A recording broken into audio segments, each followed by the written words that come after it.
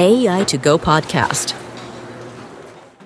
Hello, everybody. Welcome to this episode of the AI to Go podcast. Today, we have a special guest, Stanford researcher Nestor Maslej with us. Welcome, Nestor. Hi, great to be here, guys. Really excited to chat with you today. Just to give you a little bit perspective, Nestor helps make sense of the wild, weird, and world-changing field of AI. He's a researcher at Stanford, and he leads the AI Index, a massive global effort to track what's happening with artificial intelligence beyond the headlines and all the hype. He looks into government policy to everyday tech, and his research is really shaping our future and understanding of this new technology. So today we will talk a bit about his work, of course, but we are also interested in knowing the human behind the AI. So without further ado, let's get into it. Yeah, we can start a little bit informally, right? So obviously you're a researcher, so we expect to hear a lot of your knowledge, but we also know that you had a life before that, right? So let's pretend that we are in a bar and we're just meeting, right? And actually the two of us are really just meeting now for the first time. And, you just have to explain me, and considering I'm not really an AI person or very technical, you just have to explain me a little bit better what you do. So what would you tell me? I think fundamentally, I try to tell a story of what's happened in the world of AI for important people that need to make decisions about this technology. So the AI Index is a resource that was created in 2017 by a group of people that really felt that AI was going to be a transformative technology, and that as such, it was going to be really important to kind of have some resource that could really anchor discussions in what is happening with this technology from a technological perspective, economic perspective, political perspective in data. And that's basically what I do. I facilitate this effort. We collect data, we visualize it, we tell a story around it, and then we speak to a lot of people in policy and in business so that when it is their turn to make decisions about AI, they have the right kinds of data and they can make the best kinds of decisions. There was a version before you started working at Stanford. How was Nestor before becoming the AI researcher? What were your passions and what has ultimately led to you taking on AI research at Stanford? Well, I feel like my dream is to still be a professional ice hockey player. I mean, I'm from Canada, from Toronto. Would love to suit up one day for the Toronto Maple Leafs, but I think that dream is becoming less and less of a reality the older I get. But we don't want to abandon our dreams completely, right? So I think that was Nestor as a child. But I mean, I think I've always been interested in kind of academics, but in a way that is kind of related to practice, right? I think that I did degrees at Harvard and Oxford, and I think at some point I was kind of thinking to myself that I really wanted to become a professor of political science. And I really enjoyed my experience doing political science research. But a lot of research in political science can sometimes be very, let's say, not retroactive, but you look at things that have already happened to understand what has happened before. And I felt when I was doing my master's that some of the most exciting things are still to happen. And I felt especially that technology and things like AI are going to be some of the most fundamental issues of the 21st century. And I wanted to put myself in a position to work on those issues, and was privileged enough to get the job at Stanford. This was before ChatGPT, and ChatGPT launched. And kind of since then, it's been a bit of a whirlwind seeing how the rest of the world has really kind of woken up to this technology. Did you anticipate what was about to happen? Did you already had a feeling, or was that just like a coincidence that you ended up in AI?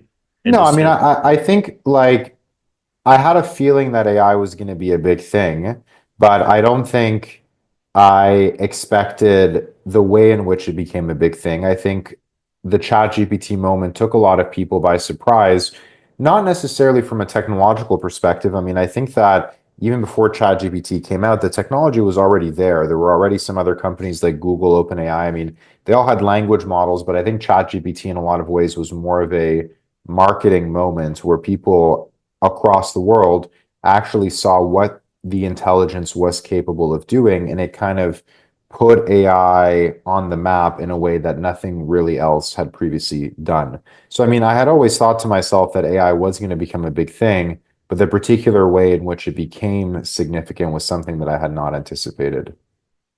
And like a little bit more on your personal level, right? So Yeah. how did AI shape, the way you work, for example? Like, maybe there was a before and after AI. So how do you interact with it, let's say, on a day-to-day basis?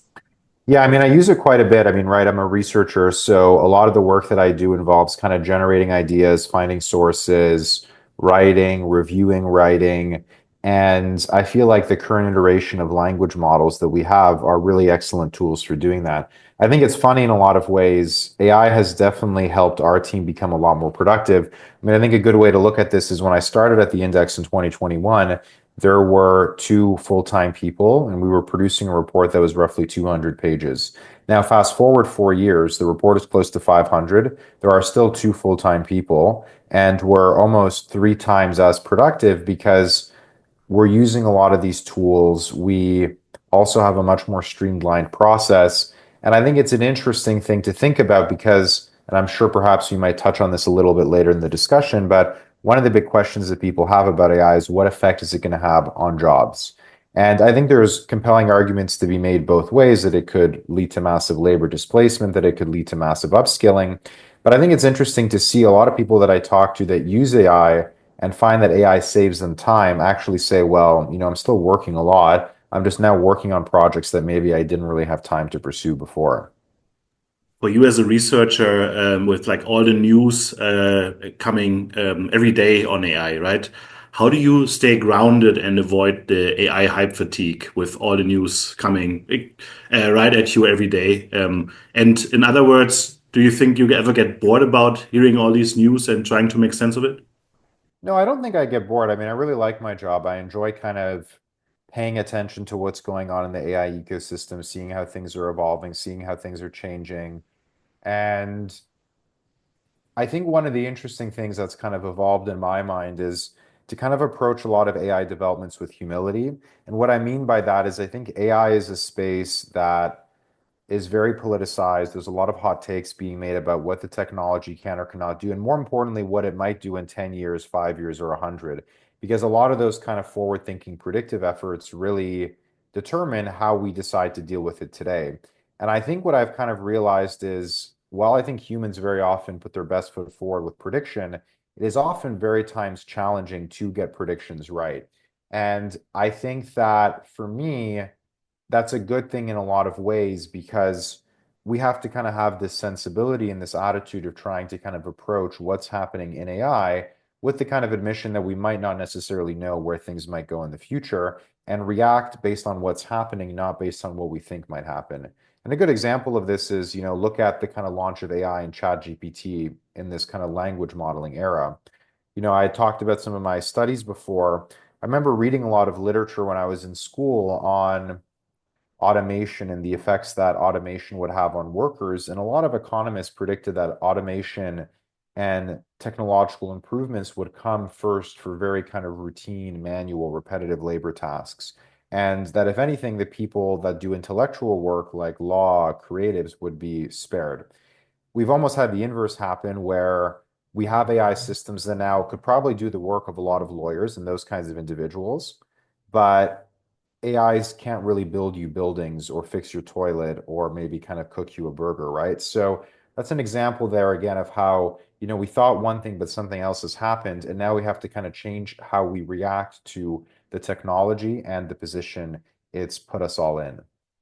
And if that's the case, right? It was like, I mean, personally, I'm one of those that was really skeptical about AI when 2022 with ChatGPT, everybody was talking about it. I was like, yeah, okay, that's one of those LinkedIn trends that is gonna disappear, right? But if you follow what you say, well, obviously we prepare for certain outcomes, or let's say certain uses of AI, right? While nowadays it's like, I mean, we see it on LinkedIn, we see it on Instagram. There's always this all random, like I like to call it random, but all this random stuff that is generated, right? And we didn't necessarily prepare for that. So how are we, catching up basically with the actual use that is made of AI compared to what we thought we would do with AI?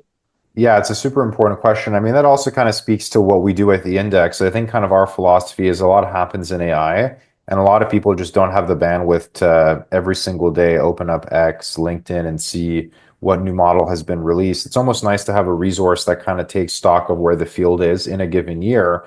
because even though some of the individual data points might change, like I'm sure on some of the benchmarks that we report, there are probably better scores now than what we published 3 weeks ago, but the overall trends of, I don't know, Chinese models catching up in performance to American ones, of open weight models becoming better, of models becoming increasingly more efficient, affordable, and capable, those all still hold true. So there's still a lot of value, I think, in how we present information and how we lay out exactly what we're doing.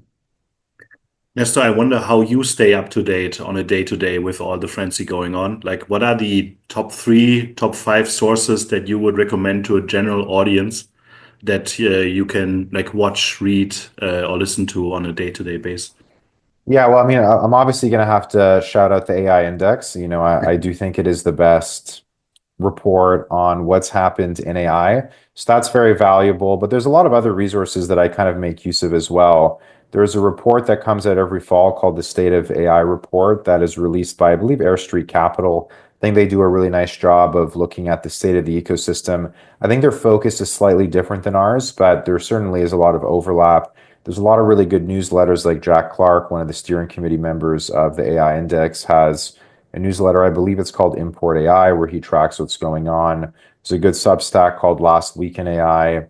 Also, I mean, by now I follow a lot of people on LinkedIn and X that are kind of doing a lot of things in the AI space. So you can kind of see based on them what kind of things are going on. And there's a lot of good journalists as well at places like Tech Brew, Politico, the San Francisco Chronicle, the Information, that are going to be very often kind of keeping tabs with what's going on in the space. So there's a lot of good ways to kind of track what exactly is happening and how the space is evolving. And Nestor, of course, like we were saying before, right, that before there were some sort of predictions about AI. And of course, since you're in the space, you've heard it all about AI, right? Yeah. Is there something, some sort of myth or like something that you hear always about AI that kind of, makes you like, kind of drives you nuts, right? Because it's just like nonsense or it's just actually wrong. Is there something like that you keep seeing, maybe on LinkedIn as well, or even just with your regular interactions?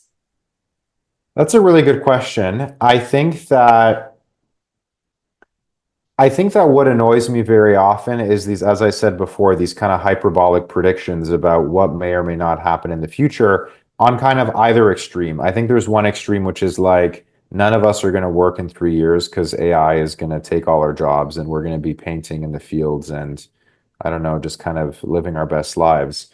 Like, I think that is a hyperbole that isn't going to happen and doesn't make a lot of sense. But then I also think these kinds of perhaps more negative predictions where it's like AI is bad and you can't do anything with it, it's just a plagiarism machine.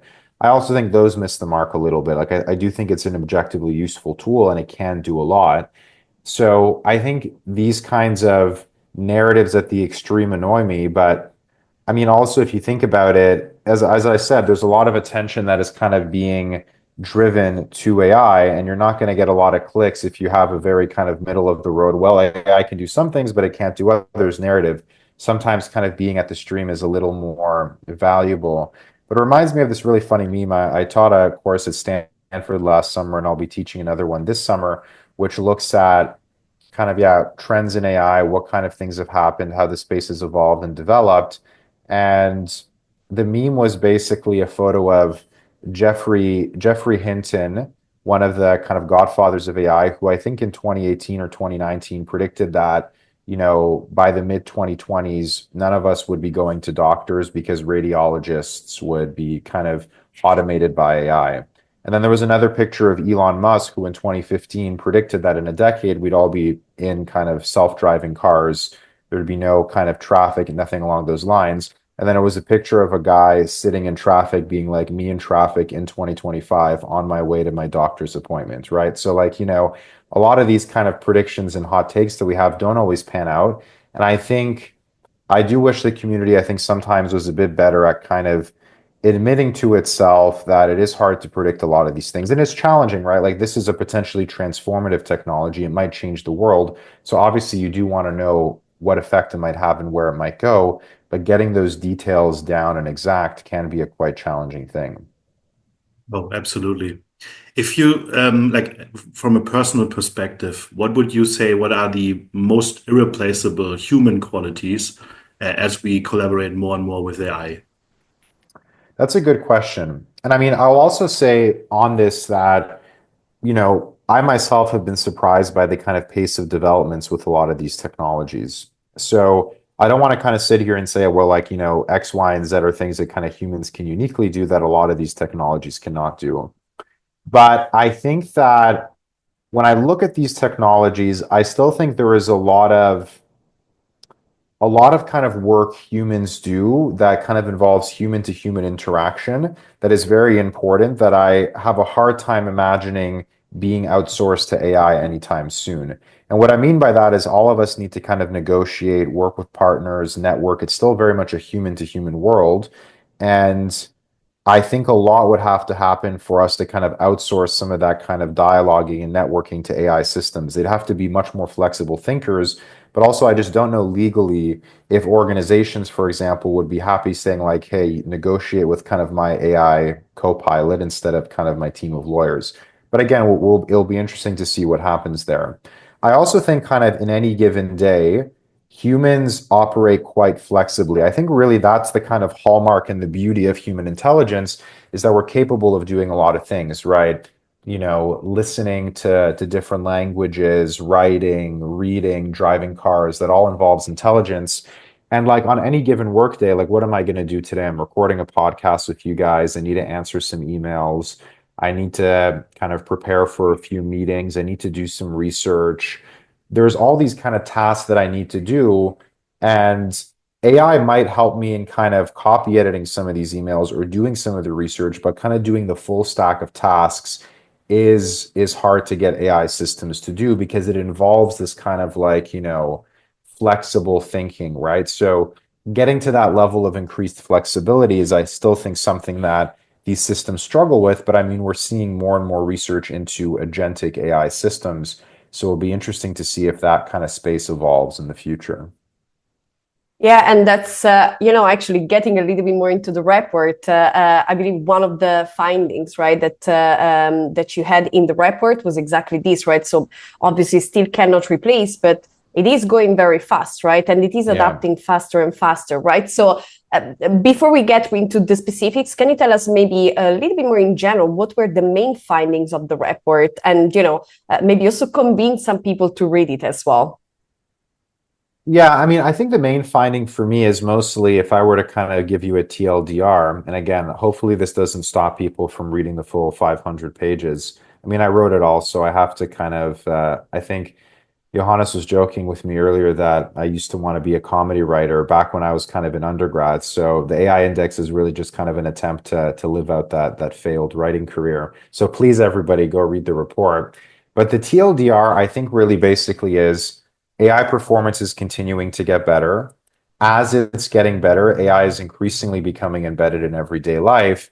And we're starting to now kind of see an ecosystem that is evolving in response to that, right? Businesses are using the tech more, and that is coming with kind of challenges, opportunities, questions about how good is it actually. The responsible AI ecosystem is also kind of evolving in different points. There's all these kind of geopolitical questions about what countries are in the lead, what countries are not in the lead.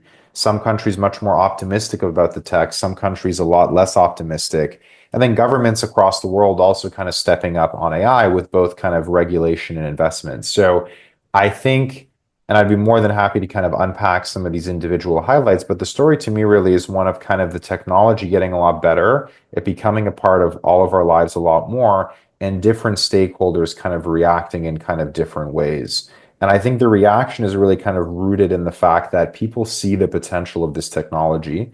And a lot of the early data does suggest to us that this technology is quite potent and can move the needle. But I think it's really a question of figuring out just how potent is it and just how much of the needle it is going to move. That sounds like a great overview. Thanks for sharing, Nestor. We will unpack a few of your comments in a minute.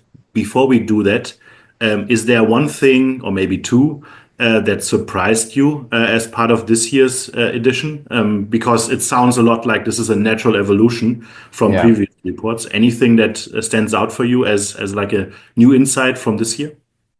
Yeah, I think one thing that kind of surprised me in that I didn't necessarily kind of expect it to happen or happen that quickly. Is just the degree to which AI has become a lot more efficient, affordable, and accessible. So I think when we wrote the report last year, one of the big takeaways was that industry was really leading in AI just because it costs so much to make these systems, right? Like you were looking at some of these frontier models that cost anywhere from 100 to $200 million to train. That's a lot of money and resources that goes into kind of building a lot of these systems. And I think there were questions as to like, can smaller players compete? What does the landscape look like? How resource intensive is this technology going to be? Now, I think one of the things that we saw in the last year, conversely, is that there have been a lot more increasingly capable smaller models that are capable because there's been improvements in hardware and improvements in training. And this has led to much more efficient and affordable and accessible models. So, a good example of this is the inference cost of a system that performed at the level of GPT-3, 3.5, which was the backbone of ChatGPT, dropped basically 280-fold within 2 years. Hardware costs are kind of declining 30% annually. Energy efficiency is going up 40%.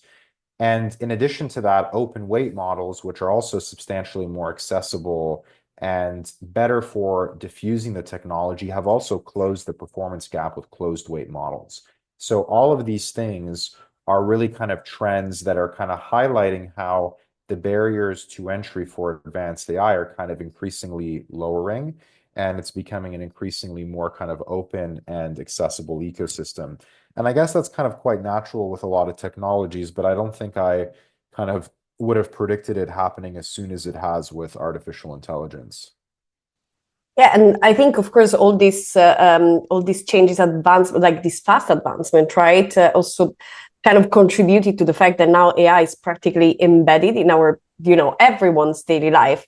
But, and that's something, of course, one of the findings of the report, right? But I didn't really understand to what extent, or like, what does it really mean to be embedded in our daily life? Because, for my daily job, I'm a trainer, I'm a business development trainer. And many people, when they come to the training, literally they've never used or sometimes even heard of ChatGPT, which I think is like obviously the most common one, right? So to what extent is it embedded, and what does it mean that the AI is more and more embedded in the daily life? So is it something that, for example, is just regular individuals, like do we feel it, or is just companies use it and then we kind of get the effects of it? So tell us a bit more about that.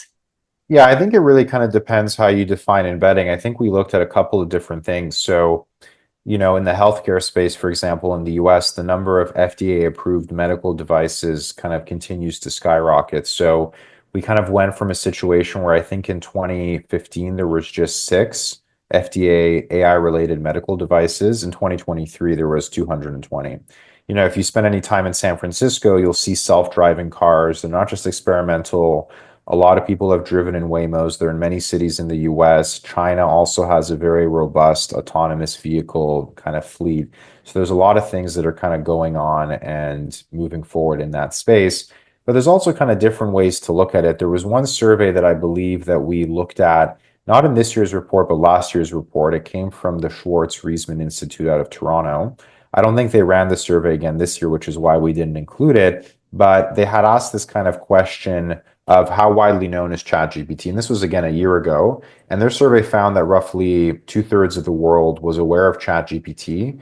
And of those aware, around half, so a third, were using ChatGPT at least once a week. So again, there is a lot of data to suggest that people are kind of cognizant of it and kind of using this technology. And I think it's important also not just to think of AI as language models. We see AI in a lot of different senses. And in a lot of different ways, we do see that AI as a technology is becoming increasingly a part of all of our lives. Today, we see that AI is also very impactful on the business side, and there are certain people who believe that the most advantage will be taken by business organizations. In the report, you've seen that 78% of organizations are now integrating AI. But to what extent are they really using it? And maybe a second question, what do early adopters do to win? and how can laggards keep up? Yeah, great question. And I think that I'm happy that you cited that figure because I think it's important to kind of provide a bit of color around it. So, probably I think the best data on the corporate adoption of AI comes from McKinsey. They've been doing a survey since 2017, which is looking at how organizations across the world are using AI in the business. And I think they define kind of AI use as using it in at least one function. And kind of in 2017, I think it was 20%. Kind of from 2019 to 2023, it hovered around 50%. And then in the last year, it shot up to 78%. So there's been a lot more kind of reported use. Now, again, they kind of frame the question as what percentage of organizations are using it in at least one function. So, that kind of doesn't necessarily fully capture the fact that there may be a few companies that are really using it a lot and only a few that are kind of barely experimenting. But I think it's also important to note that the market is still very much immature. McKinsey did another survey, which we cited in the report, in which C-suite executives basically reported that only 1% of these executives said that their generative AI rollouts were mature. So a lot of companies are kind of still very much in the early stages. And I think that in kind of previous AI index reports, we've kind of approached this question of like what determines the degree to which you kind of roll out AI. And I think it really depends what kind of company you're talking to. But I think there's a question of kind of strategy that some companies struggle on the strategic level, kind of articulating why they need this technology, what it's going to do for them, and what the vision actually is. Because AI, you could do a lot with it, and you need to kind of think intelligently about how you could use it. Some struggle on the talent level where they have the strategy, but they just can't find the people they need to actually move forward with AI. And a third, I think, just struggle on the execution where you have the strategy and the talent, but it's hard to maybe execute because perhaps there isn't buy-in among the teams or they don't have the necessary kind of methodologies and systems to actually go out and kind of achieve that execution really, really well. So that's kind of, I think, some of the differences in perspectives that we kind of see when people kind of think about this question a little bit more. Thank you. Yeah, because that's something that was kind of in my mind as well. It's like also in my company, we do use it. I'm the founder, so I can, I like to play a lot with it, right? But I wouldn't say like we are an AI first company. That's definitely not like how I would describe us, right? And I think also like one thing, at least that I notice with our clients, but also in my team and so on, is that sometimes they don't really trust AI. I think there is a bit of a problem, right, around maybe privacy, security, and so on. So I wanted to ask, what are at the moment, in the industry, not just, the general public, right? I mean, you're obviously also checking what the general public thinks, right? But what are the biggest concerns related to AI right now? So something that, you think it's urgent and, it's probably also affecting the way people use it or maybe not use it. Yeah, it's a great question. So I think from the general public, I think it again depends who you ask because it's important to kind of distinguish that there are very sharp regional divides on AI optimism. So there are certain places in the world like China, Indonesia, Thailand that are incredibly bullish on this technology. They're very optimistic, whereas other places in the world like the US, Canada, Great Britain that are very pessimistic. Now, the latter group of countries, they've become a lot more optimistic since ChatGPT has come out, but they're still far behind the kind of levels of optimism in some of those other countries. And it's hard to know what necessarily is driving this, but kind of one of my theories is that it kind of relates to the kind of fear of like what this technology might do from a labor perspective. I think if you look at data from Pew that has previously asked Americans, like, what is your biggest concern with AI? The top cited concern is job loss or job displacement.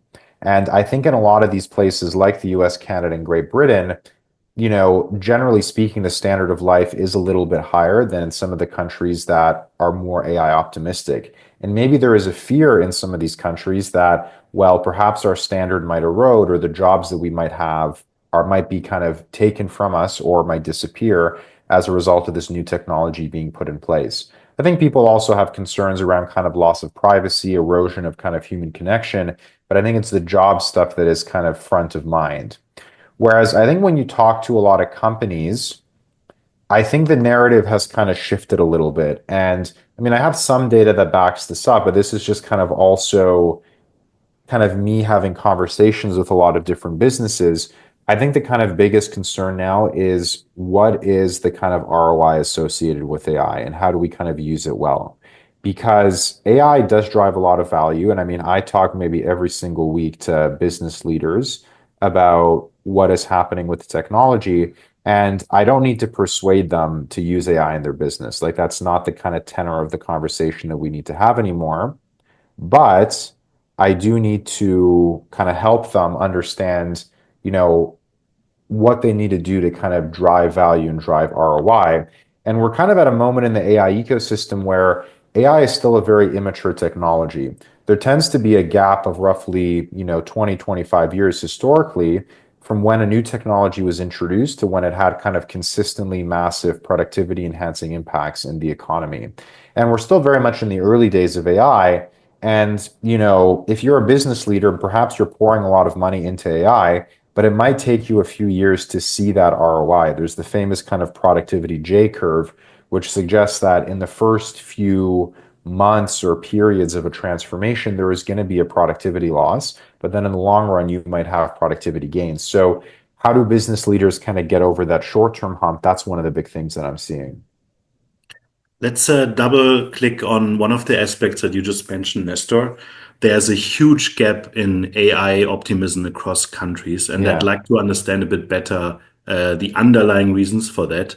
Um, in countries like China, 83% of the population state that AI is perceived more beneficial than harmful. Then you have on the other side of the spectrum, you have the US with 39%, where optimism outweighs potential harm. And then there's also a move from certain countries, interestingly, Germany, France, and Great Britain, where optimism has grown significantly over the past years. Can you shed some light as to where, like the lower scoring countries, what you think are the key concerns here, and how we can reinforce a more, I would say, a risk-aware optimism around AI? Yeah, I think as I kind of said earlier, to me, I think it kind of has to do with kind of fears of kind of displacement in the kind of labor market. I've heard a theory postulated. We don't have data on this, but I think in a lot of these countries like China, Indonesia, Thailand, you kind of see this technology and you think to yourself, well, maybe this could really help lift us up and kind of get us to an even better kind of standard of life and quality of life. Whereas in some of these countries like Canada and the US, you might see the tech and think to yourself, well, this is coming for my job. And I think I think there's some merit to the kind of job theory because I think if you look at some of this data, I mean, a lot of these countries like the US, Canada, they're still quite pessimistic. But since 2022, there's been a pretty substantial increase in AI optimism in those countries. For example, in France, it's gone up 10%, in Germany, 10%, in Canada, I believe 8 or 9%. And I think part of that is, people see the technology and like we've all used ChatGPT and like it's useful for things, but like I'm not worried that ChatGPT is coming for my job, right? Because it's like a tool rather than, something that could kind of do full stack what I do. So I think that kind of explains how that optimism is changing and evolving. And I mean, I think realistically, when it comes to more broadly, how do you get people to buy into this technology? I think that you have to start with a kind of recognition and acknowledgement that, technological change in a lot of cases is fundamentally, I don't want to say inevitable, but historically technologies have come. And if there's value to them, they've introduced themselves. And there's always been people like the Luddites that have tried to kind of, thrash technologies as they've come up, but the technologies tend to stick. But of course, there's a lot of people that have these technologies forced upon them that don't have a choice, they don't have a say, and then they find themselves out of job and get appropriately frustrated. So I think we have to find a way to kind of involve those people in the discourse, help them understand that AI is something that can, elevate what they do and improve their position in a lot of different ways. And also, I think invest in a lot of opportunities for kind of reskilling and kind of helping people learn what they need to learn around AI, in that it is a very tricky technology.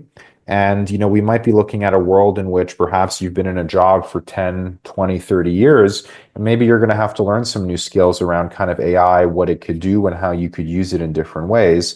And we need to put people in positions to kind of do some of that thought work a lot more kind of comfortably and flexibly.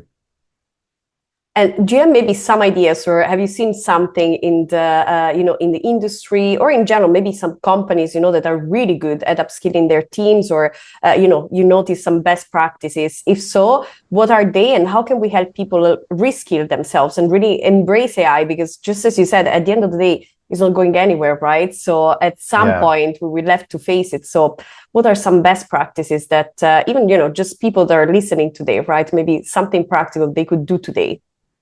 Yeah, I mean, I think one of them is just kind of using resources that are kind of available. So there's a lot of good kind of organizations out there that are kind of committed to this journey of AI education. I mean, that's something that I've helped some businesses with. One of the startups that I advise is basically trying to kind of build a platform that enables users to kind of repeatedly kind of learn new things about new technologies and kind of credentialize that learning. So I think kind of leveraging some of those resources there. But I think honestly, a lot of it starts at the leadership level, because it's one thing if an employee is doing it themselves, but I think you kind of need to have that attitude in the C-suite of a business that says, okay, AI is here. We're going to kind of embrace AI. And I think first and foremost, kind of admitting that, we don't know that much about this technology, as in, we can't go to a bookstore and pick up a book that's kind of called AI Reskilling 101 and figure out how to kind of use this technology in a business to level up workforces. We kind of need to figure this out ourselves. So kind of accepting that in the early days, you need to be patient. There's going to be kind of a steep learning curve to a certain degree. And then kind of understanding that you do need to do a bit of experimentation. And I think also crucially, kind of really doubling down on a human-centered approach. I think that's what I see very positively in a lot of these companies, that I think the best ones really aren't thinking to themselves, well, I could use AI to kind of cut my labor force in half. They're thinking to themselves, okay, we're going to use AI to basically get people to do better work. And we're then going to kind of reinvest that time that they've gained to then kind of do other things or work on other projects. And I think that kind of attitude tends to be kind of quite positive and tends to, I think, lead to better organizational buy-in vis-a-vis the technology. Nestor, to close on the report, is there anything that we didn't touch upon yet that you think is relevant for a general audience that is AI curious? I think we hit on a lot of different themes. I mean, I think one thing that I would say is, again, it's a pretty meaty report. So give it a read. I think you'll find that any kind of particular things that you might be interested in or questions that you might be having, you can kind of find in the report. And overall, I think people should be approaching this report from the kind of perspective of, let's say, kind of involved citizens. And kind of what I mean by that is, as I said earlier, AI is here whether you like it or not. And very often the way in which technology ends up being developed and the impact it has on all of our lives is more of a human question than a technology question. How do humans react to the technology? How do they think about it or conceptualize it?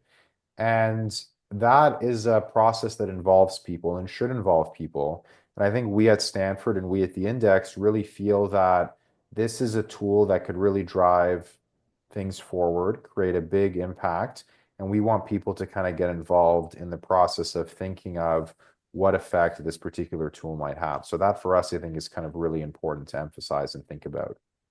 Fully agree here. That's also one of the reasons why we started this podcast, is to really understand the human side of things when it comes to new technologies like AI. So fully agree here, and strong recommendation to give the report a read.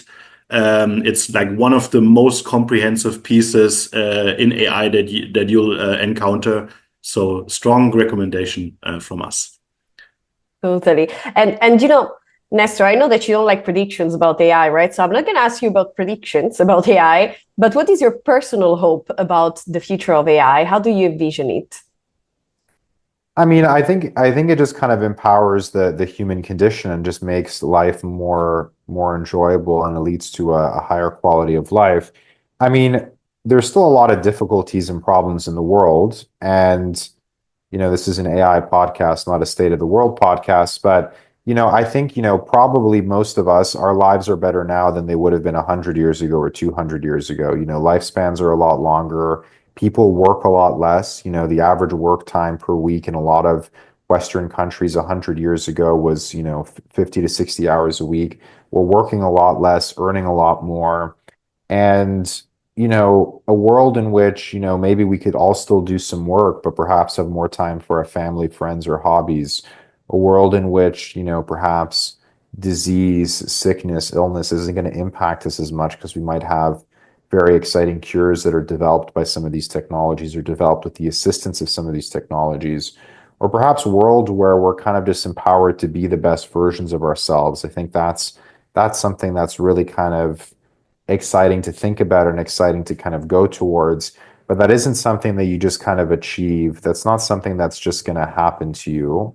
You need to kind of create it, and you create it through kind of a discourse about this technology, what it means and what impact it has. So I think that's kind of my hope, and that's kind of why I wanted to kind of close off this portion of the podcast with references to that kind of, aspiration for people.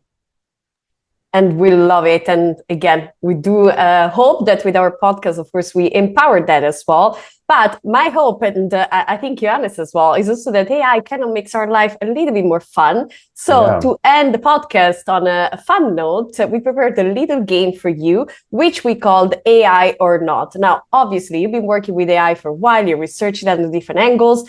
So I think you have a trained eye to see what type of text is AI generated and what type of text is actually real. So this is a great game because I always tell people I could detect ChatGPT generated text. So we'll see if I just thought that or if it's actually true. Awesome. Let's see then. So let's start with the first one. The text is, there is not a liberal America and a conservative America. There is the United States of America. Is it AI or not? I'm going to say not AI for that one. Yeah, you're right. It is actually a real political speech from Barack Obama in 2004 at the DNC keynote. And it was really one of the defining speeches, basically, that helped launch his career. So, okay, so first one for one so far. That's good. Exactly. Yannis, you want to go with next? Yes, absolutely. The next one is a poem, Nestor. So speaks to your comedy writing, maybe. Yeah. The rain fell like memory, soft and endless, washing the names we forgot how to say. AI or not? I'm going to say AI for that one. Yes. That is good. Oh, nice. We should have made them more difficult. All right. The next one I skip it because which AI did you guys use to generate that? Oh, we used ChatGPT and Perplexity. Okay. We combined them. Yeah. So let's go with the next one. It's a quote from a movie, actually, maybe. Yeah. Sometimes it is the people, no one imagines anything of who do the things that no one can imagine. I'm going to say human generated. It is real. Nice. It's from The Imitation Game. And it's actually a quote, like a line from the movie about Alan Turing, which, of course, since it's all about for this, exactly. For this podcast. Nice. So it's like 3 out of 3, Johannes. Next one. Let's see what you think about ChatGPT or a real philosopher here. Yeah. Man is born free, and everywhere he is in chains. I mean, that's Karl Marx, isn't it? Ooh. If I'm not mistaken. It's not Karl Marx, but it's Jean-Jacques Rousseau. Oh, that's right. That's right. Okay. But human is what I meant to say. Yeah, totally. Yeah. That's the one I skipped because he said that he studied political science, and that's something we share in common. I'm going to now have to go back to I used to write essays about Jean-Jacques Rousseau, so I'm embarrassed I didn't get that. But I knew for sure that was a human one because I remember discussing it. But I thought it was Marx, but it was another, I guess, critic of modernity, Jean-Jacques Rousseau. Do you know which book from Jean-Jacques Rousseau? I think it's probably his second discourse or his first discourse, one of those.